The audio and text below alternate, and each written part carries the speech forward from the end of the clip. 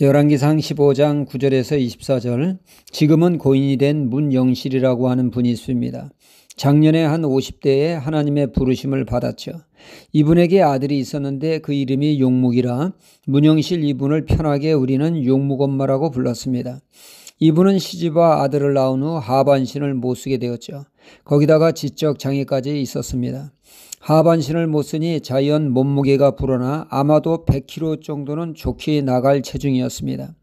이분이 그 교회에 나오게 되어 휠체어에 태워 교회에 이제 왔습니다. 그분을 모시고 오는 것이 저희의 몫이 되었죠. 100kg 정도의 사람을 저 혼자 힘으로 휠체어에 태우는 것은 결코 쉬운 일이 아니었습니다. 가진 방법을 다 동원하여 휠체어에 태우고 약 1.5km 정도의 길을 걸어 교회에 당도하게 됩니다. 한 번은 이런 일이 있었습니다. 주일 오후 예배를 마치고 어둑어둑하는 겨울밤에 도로는 빙판길에 얼음 덩어리가 있었는데 그만 그 얼음 덩어리에 휠체어 바퀴가 부딪혀 용묵 어머니가 길바닥에 떨어진 것입니다. 그 육중한 체구를 휠체어에 태우는 것은 쉽지 않아서 끔찍하지 않았습니다. 놀란 용묵 어머니는 사람 살려달라고 울고 참 난감했습니다.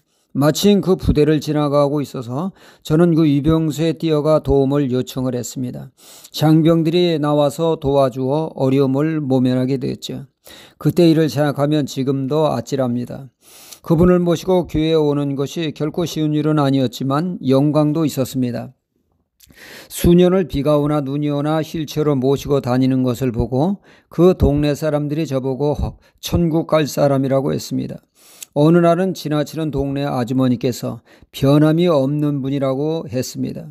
구의장 되시는 분은 차를 운행하다가 저를 보고는 얼마나 깍듯이 인사하는지 모릅니다. 부인에게는 말하기를 이 마을에 쓸만한 사람은 목사님밖에 없다고 했다는 것이죠. 용묵엄마 모시고 다니는 일로 저는 과분한 찬사를 받았습니다. 송구스럽게도 말이죠. 찬사 중에 찬사는 변함이 없다, 한결같다는 말이죠. 이것이 찬사 중에 최고의 찬사라고 생각이 듭니다.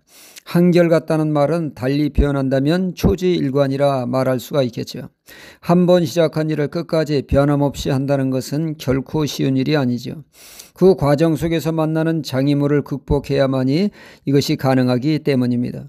이를 극복하지 못하면 마음은 초지일관의 삶을 살기 원하나 삶은 용두사미가 되죠. 시작은 거창한데 끝은 흐지부지하게 됩니다. 성경에 의외로 용두사미형 신앙을 발견하게 됩니다. 그 대표적인 예를 우리는 솔로몬에게서 찾을 수가 있습니다. 솔로몬의 출발은 참 좋았습니다. 오직 하나님의 뜻을 받들어 백성들을 잘 다스리려고 하는 마음에 아방과 같은 궁궐을 떠나 산당에서 새우잠을 자며 지혜를 구하는 솔로몬은 너무나 멋진 출발이었습니다. 이는 하나님의 마음을 흡족해 했고 그는 그로 인해 구하지 않은 복까지 넘치게 받았습니다. 이렇듯 출발은 화려하고 은혜스러웠습니다. 하지만 그의 끝은 입맛이 씁쓸합니다. 그가 시작 출발은 비해 그 끝은 초라하고 형편없었기 때문입니다. 용두사미가 되었기 때문이죠. 그는 왜 끝까지 처음 신앙을 유지하지 못했습니까? 이는 그가 축복을 받고 정욕의 장애물을 넘지 못해 그런 일이 발생하게 되었습니다. 자연 육신의 정욕을 추구하다 보니 더 많은 처와 처벌도 얻고 근사한 파티를 추구하고 더 좋은 별장을 만드는 등 자신의 육신을 위해 올인하다 보니 신앙은 퇴보하게 되어 용두사미의 신앙이 되었습니다. 오늘 말씀에 아사왕도 용두사미형 신앙이라 할 수가 있겠습니다. 그가 왕으로 즉위하여 출발을 할 때는 너무나 멋졌습니다.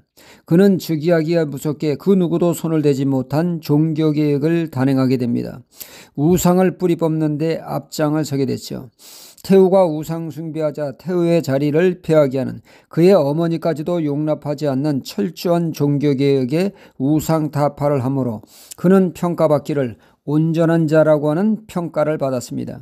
이렇게 멋지게 출발한 그의 신앙은 쇠퇴하여 끝은 흐지부지하게 됩니다.